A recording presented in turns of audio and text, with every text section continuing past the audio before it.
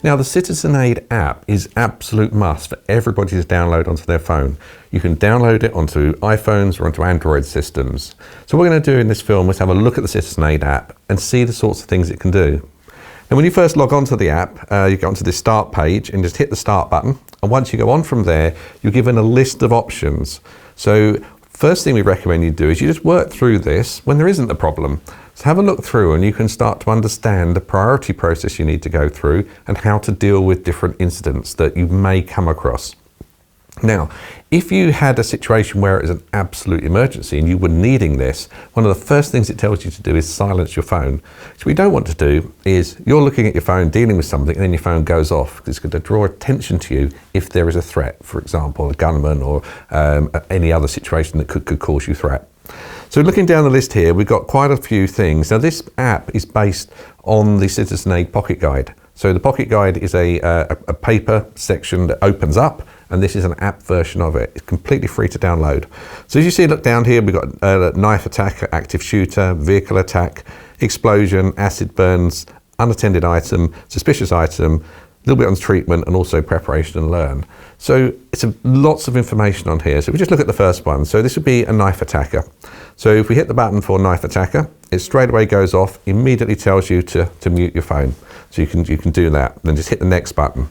Then it's got a nice, simple, easy process you can work through. And the first thing is calling for help. So number one, you just hit the button next to it, what do I say? And it goes through the slide mnemonic. It gives you an idea to actually help what you're going to say to the emergency service to make sure you get the right help. Then if you hit the go, it then runs through a whole triage system so you can look through exactly what you need to do.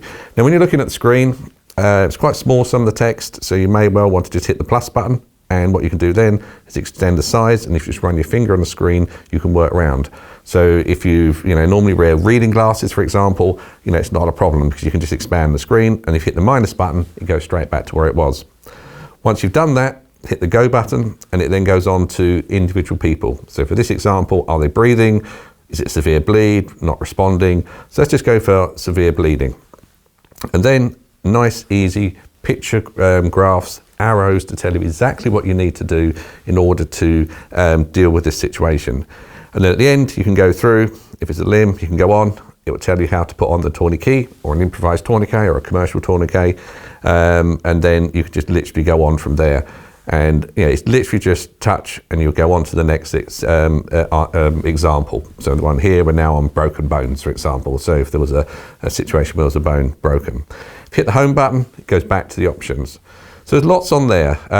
There's things like acid burns, it tells you what to do, unattended items, active shooters. Now, an active shooter might be slightly different. Again, reminds you just to put the phone on silence. And again, it just goes through what you need to do.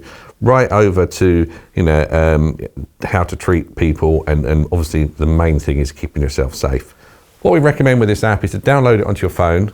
First, have a look through it, see exactly what it does, and then if you ever needed to use it in an emergency, you can do. Now, this is aimed at lots of terror incidents and things like that, but the module on knife crime, for example, or any of these other things, it will still tell you what to do with first aid.